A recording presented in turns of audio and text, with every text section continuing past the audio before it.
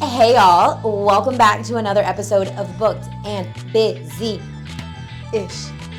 I'm filmmaker Alyssa Brayboy. And I am working actor Chase Simone. Yeah, you weren't expecting that, huh? Yeah, I threw that at you. Period. Anyway, so this week, y'all, we are going to be diving in to feedback that we have received over the course of our creative years. And because not all feedback is created equal, and sometimes you got to return that ish back to sender. Period. But before we do that, we dive into industry corner, and so I'm gonna let Chase take it away. And what we got going on in your corner? I think my industry corner today is critiques online. Online? Yeah. Oh.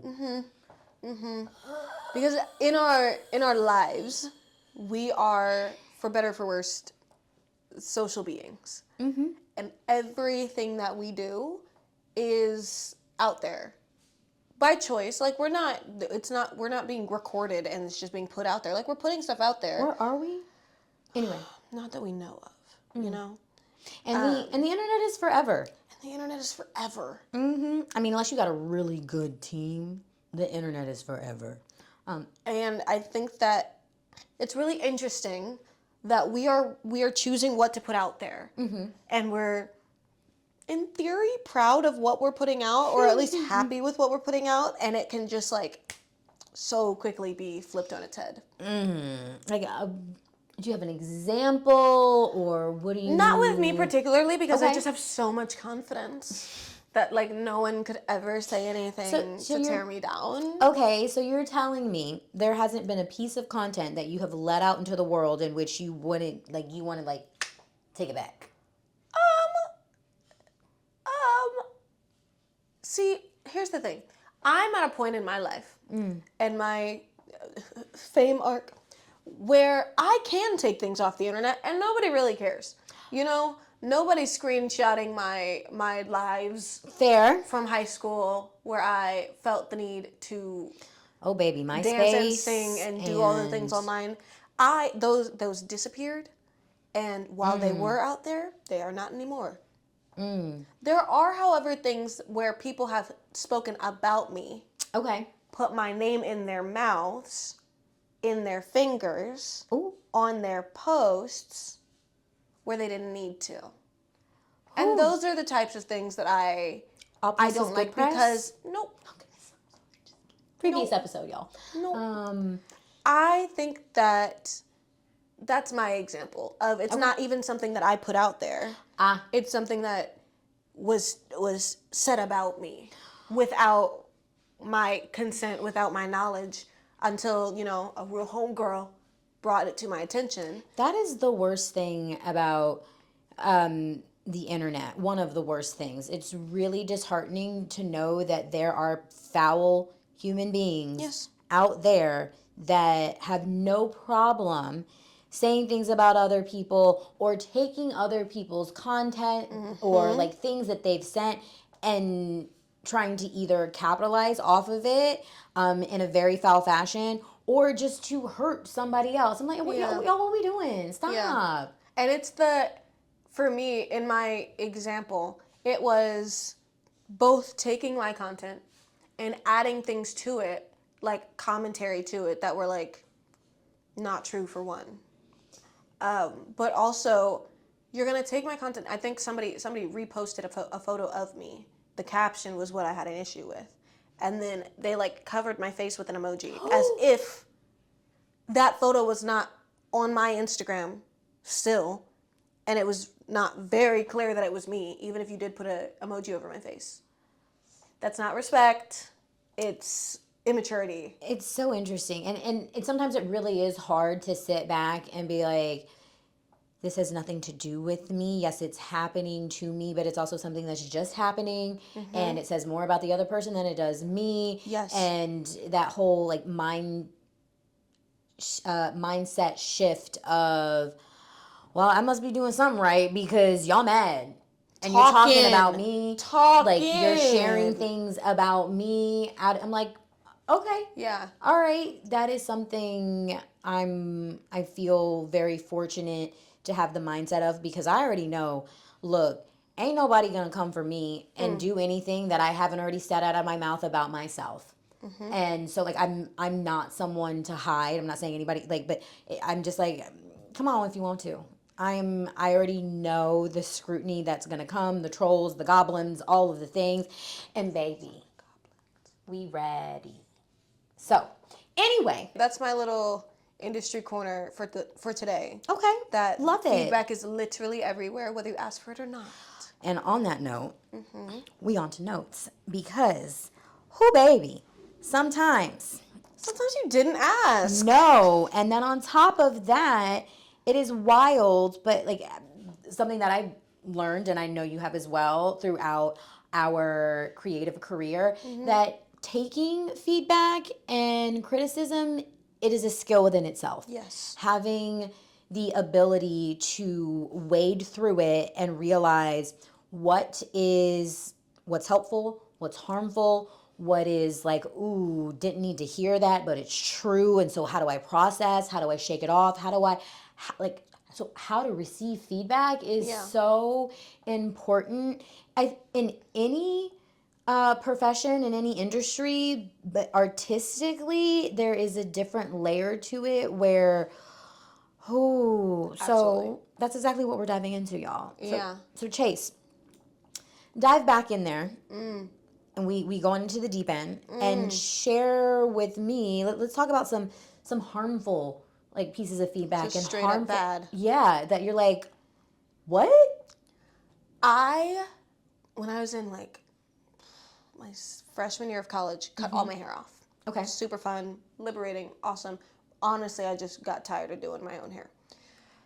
But after that, signed with a acting agency, and I had already cut my hair, so it's like, you guys signed me with the look that I have. And then we ended up having a conversation about like, hey, would you mind taking pictures with wigs? Hey, would you mind taking pictures with braids? Because we know that you wear those, we know that you have those, and it'll be easier to get you cast with a look that is more feminine. Goodbye. Okay. Yeah. Wow. That is rough. Like I think particularly notes around look, gender, size. Yeah. Stay away from No.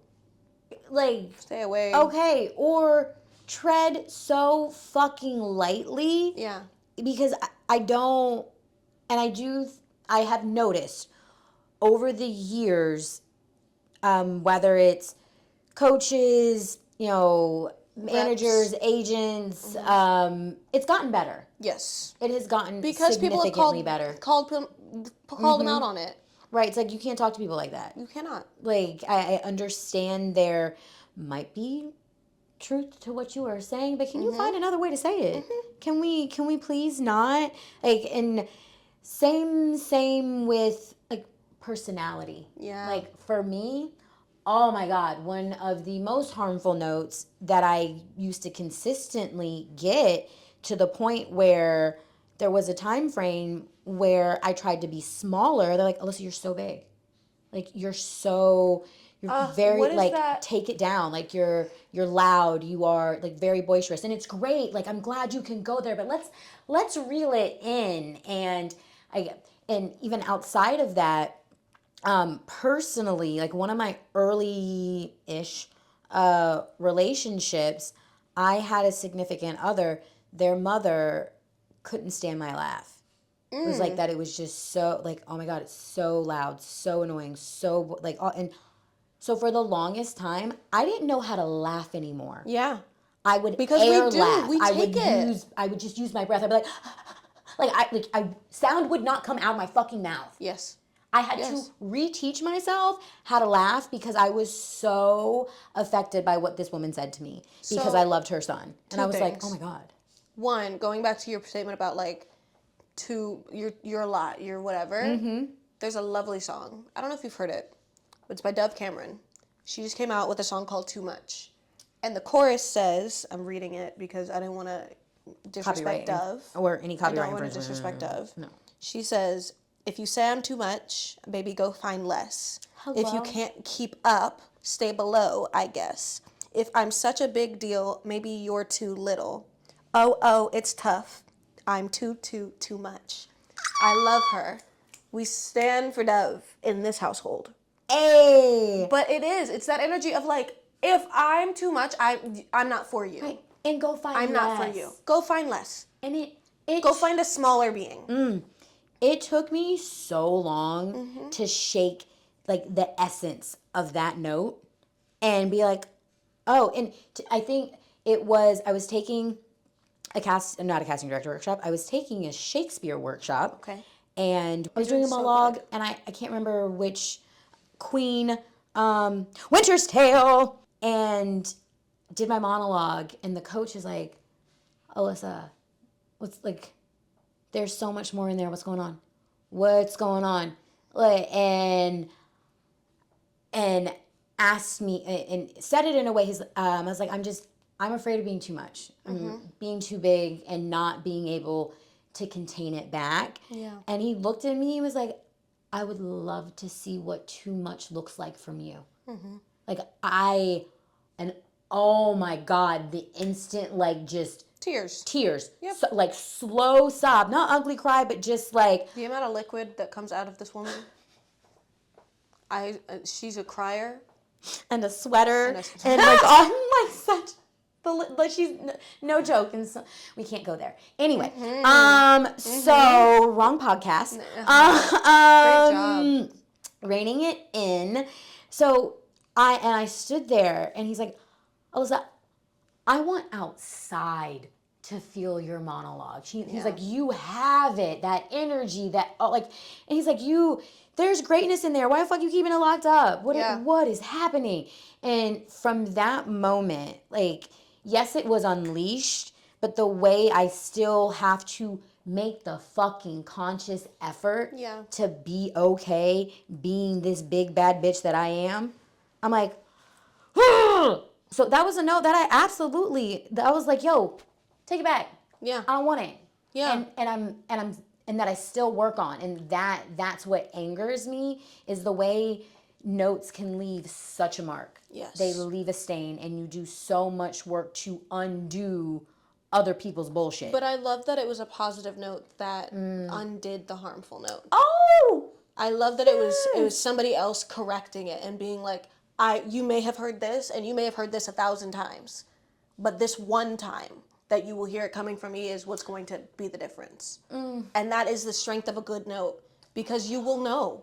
Yep. When you get a good note, you feel it. You feel it deep. And what's interesting to me is that we literally, as actors especially, our entire lives are criticism and judgment, and whether said or unsaid, it is feedback.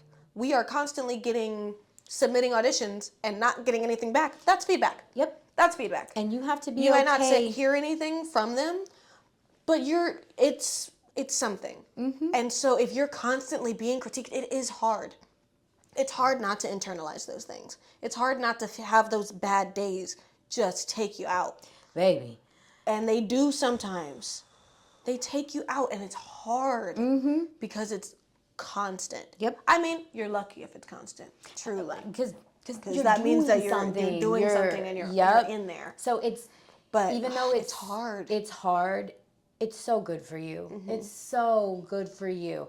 I think a good segue is going to be kind of like sensitive notes. Okay. Sticky, tricky, sneaky. Like I receive this note. I understand it. It bothers the fuck out of me because I know it's true.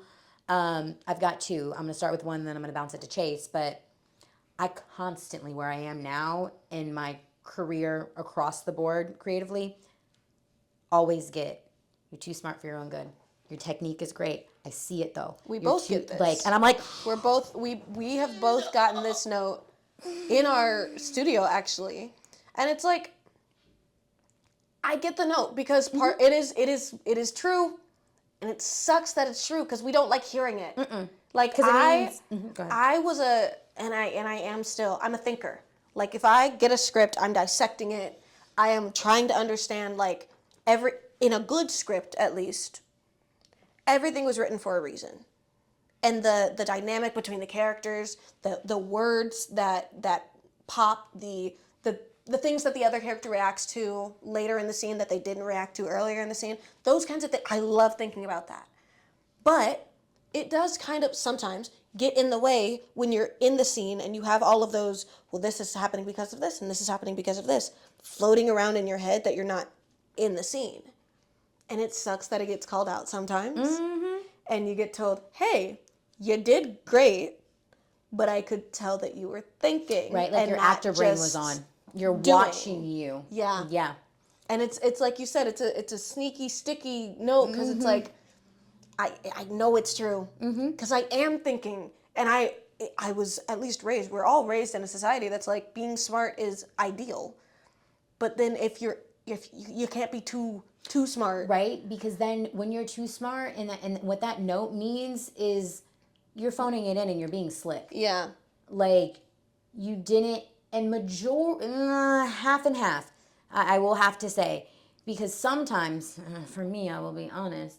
When that does happen, I absolutely did not do all of the work that I knew I should have done. And it's more so, I know I can do this in my sleep. And depending on the coach that day or what else has gone up or whatever, or how many times I've done it, I'm like, this is a walk in the park. This is a piece of cake. It's fine. And half of the time, maybe more than half, more like 68. 68% of the time, a bitch gets away with it. And I'm like, but there is that 42% of the time where they're like, no, bitch, no. It's not 42%. I see what you did. We were so close. 32. Damn, 32. I was like, 32%. The way whatever, me and numbers, whatever. I was like, wait, it's a 2 because it's an 8. And so, and you didn't do the 6 other part. And 4 makes 10. No, baby, it's okay because the 8 and the 2 makes 10. Yeah. Anywho, it's so okay. there are the times where I'm like, I kind of just showed up and we didn't rehearse and we were just like, okay. And it was good. It wasn't great. It wasn't great. It was good. And it stings a little to get those notes because they're true. Yeah, because you're called on your bullshit. Yeah. And they're not necessarily helpful notes. They're not harmful notes. They're just like correct. They're simply correct. And it sucks. This, your turn. That was my like sticky, sneaky. I'm like, Yeah. I think mine was very, very, very early in my career. Like, I don't think I even had an agent at this point. I went and I got headshots done. And the headshot photographer, he was very, very nice. I love him. But he told me when I first walked in, we were like sussing out what I should wear and what kind of shots I think I should get. And he told me that I have a look of a lead, that I'd be doing leads for as long as I live and as long as I work. And I was like, thank you. Period. I love this.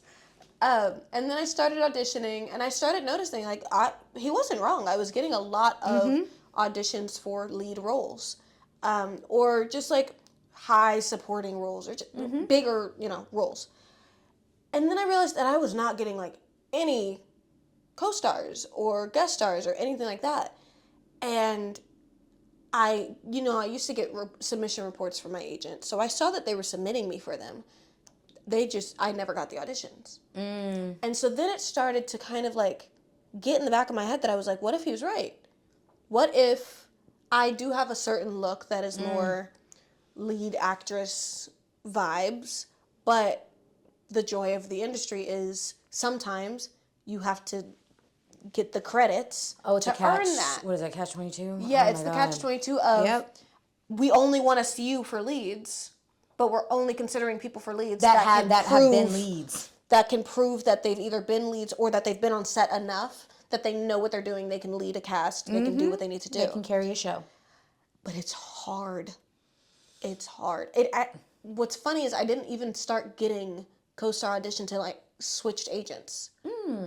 I switched agents. I started getting co-stars and I started booking co-stars. And I was like, okay, cool. So it's not that I can't book a co-star because I have a lead look. It's just that like the co-stars I was being submitted for weren't the ones for me. Right. And things like that. And so like, yes, am I getting co-star auditions now? Yep. And love them. Am I getting guest star auditions now? Yep. And love them. Am I still getting those big lead role auditions? Yep. Yes. And love them. Send me more. Right? Send me more. As many as you want. Please. It's interesting because the feedback / note that I received leads to that similar conversation. I was told that I pull focus. That interesting. Just energetically, like my camera like my presence on camera pulls focus. There, like I'm very but it also leads to me being big. Too much, right? And so like, and with that being told, like, and in the best way possible, that I'm too pretty. Yeah. Like, yeah. What's funny, have you ever gotten the you're too pretty to play smart, you're too pretty to play whatever? Yes.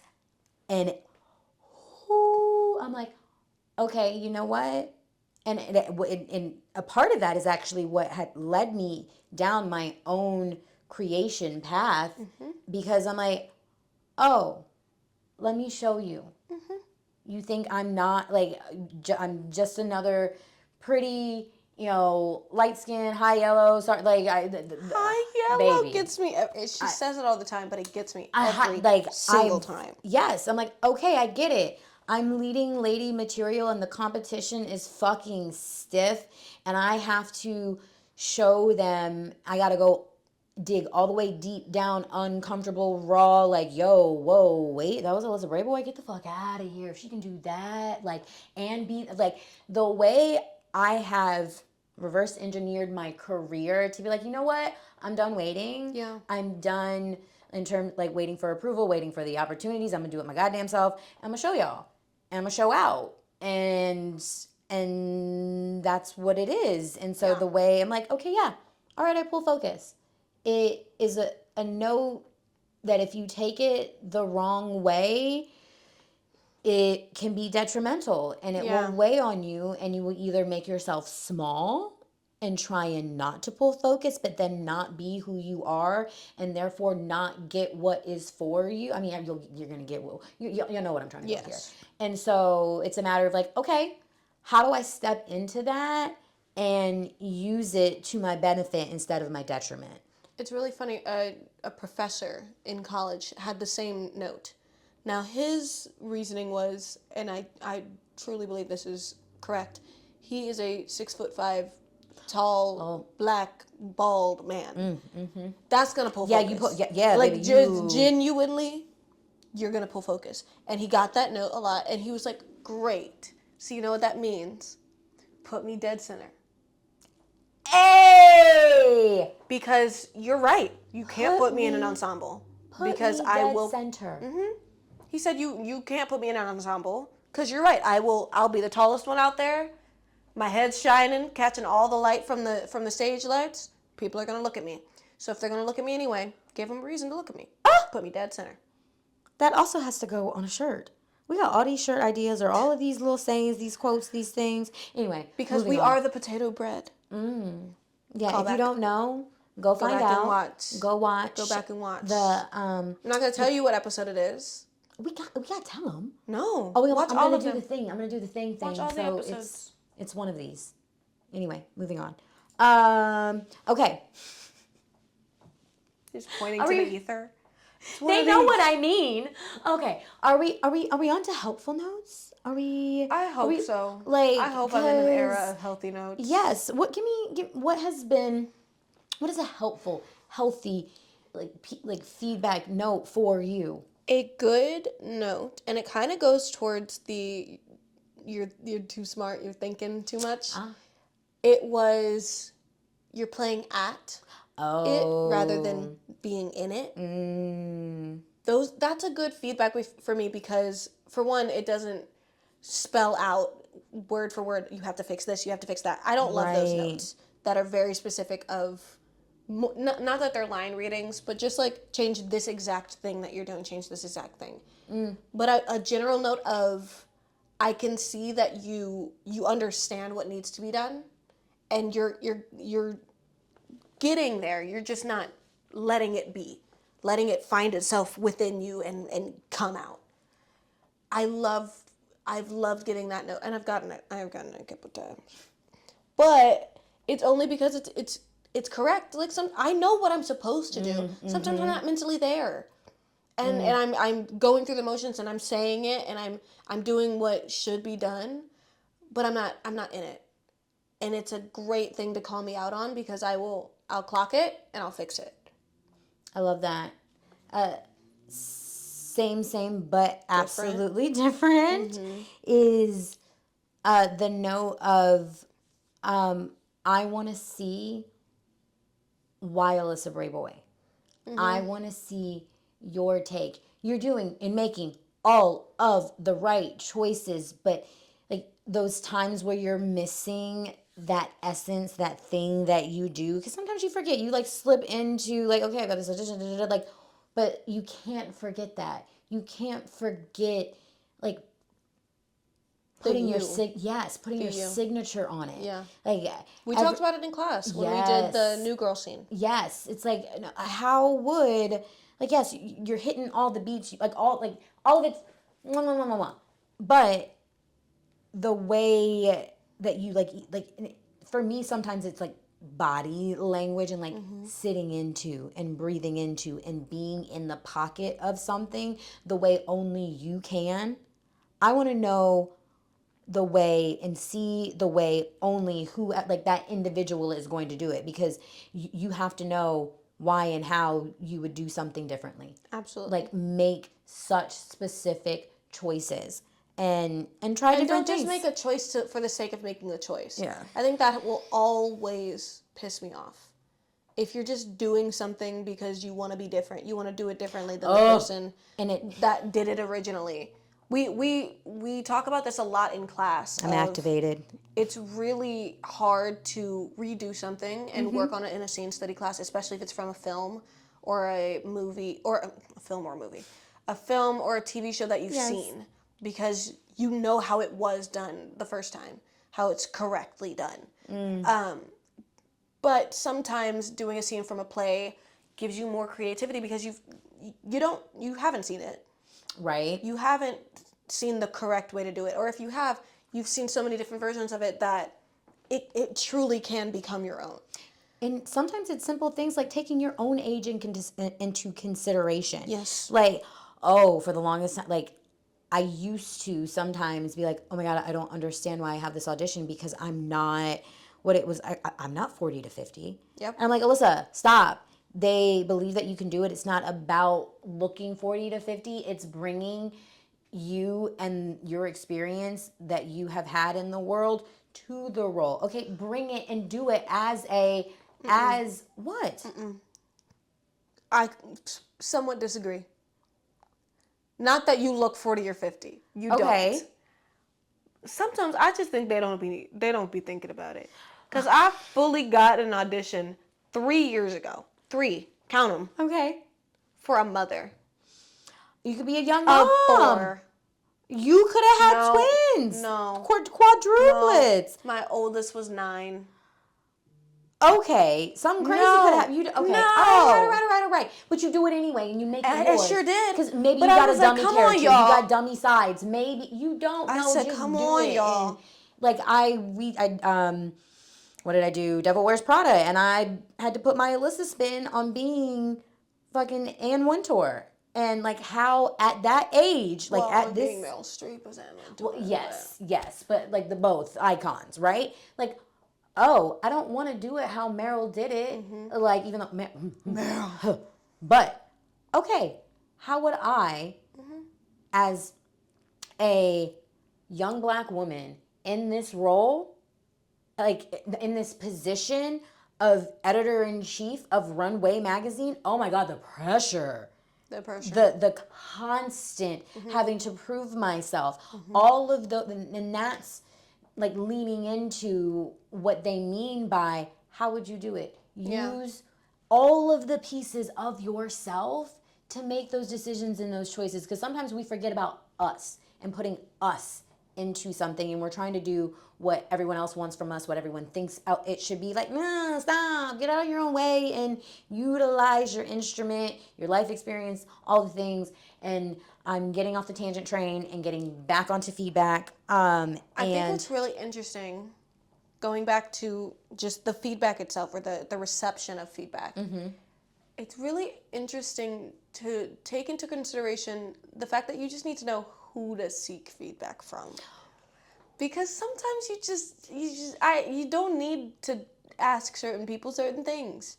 You got to know who to go to for certain things. And you need to know when to let it go in one ear and out the other, and when to like smile and say, okay, thank you.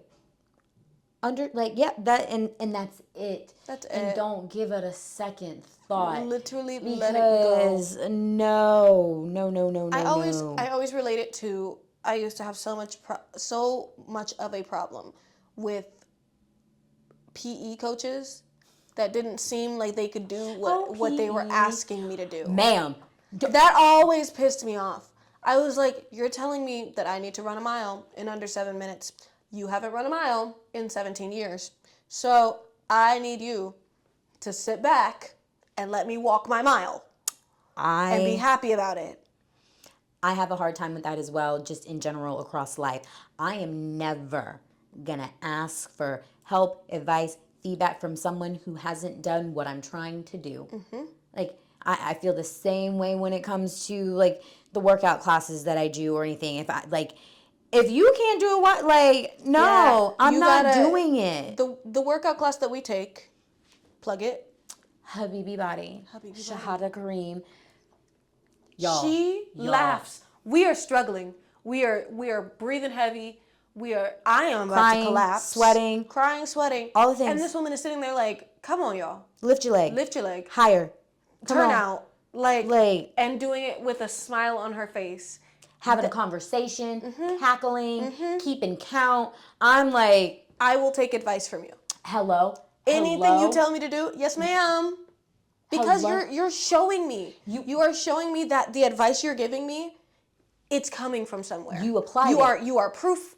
You are proof sitting right in front of me. Proof is in the pudding, and ma'am. What pudding? She doesn't have pudding. You know what I mean. You know she don't eat no pudding. No, she don't. She'll make a healthy pudding out of cocoa nibs. Seed? No, yes, chia seeds, cocoa nibs, coconut. She would sure do it, and it would taste good too. Hello? She makes healthy good, because it is, y'all. Anyway, it's a whole other episode, a whole other tangent in terms of taking care of yourself and feeding your body and your instrument and anything. Okay, I'm done.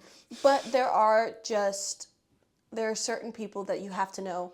Sometimes you're going to get feedback from them, but it does not mean you have to take it. Boom. Just open your hands and go, thank you so much. Just put this over. Just gonna put it over there and then walk the other direction. Because that's all it needs to be. That part. So I think we can get to like some of our key takeaways of this episode. Like, I think my biggest thing is understanding that feedback it's not the Bible. It's not the written word of all things that are good and certain and will be forevermore. No. It is a note. You can take it or you cannot. And I love that our coaches at ZA tell us that. Yeah, take it or leave it. Take it or leave it. Because at least over there, we often are told, like, we're not students, we are actors.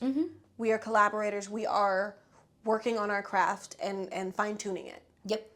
And different people have different tastes. You could do the same scene 2 weeks in a row for 2 different teachers and get 2 completely different sets of notes. Facts. That contradict one another.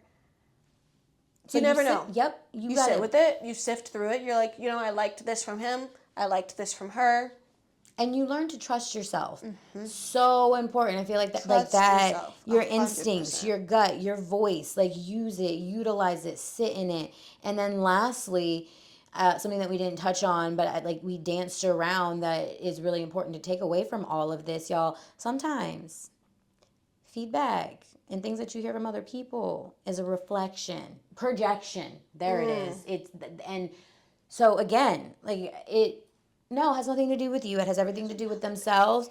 And so you can assess that and be like, oh, that wasn't for me. Yeah. That wasn't about me. That was for them. Yep.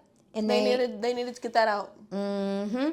And then, which leads us back to like the biggest takeaway, the key of all of this. It's a skill.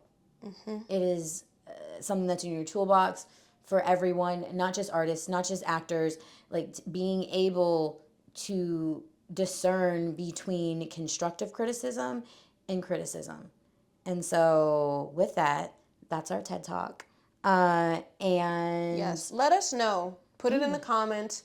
DM us. Let us know what was your most harmful, most helpful tip, and pass it on. If it was a helpful tip, give it. Share it, because we're all looking. There's no right answer of what's helpful for everybody, but what's helpful for you might help somebody else. Hello. And that's what we're kind of here to share, but also to receive from you all. Mm-hmm. So yes, like, subscribe. Do all the things. Push the little bell so you get notified whenever we post new. One. Yeah. Yes. So that you get notified whenever we post new videos. And tell us what has hurt you, what has helped you, and we will get through it together. Oh. We will get through it. Yes. On that, I am filmmaker Alyssa Brayboy. I am working actress Chase Simone. And thank you so much for joining us on another episode of Booked and Busy Fish. We will catch you next time. And okay, yeah, bye. Okay, yeah, bye.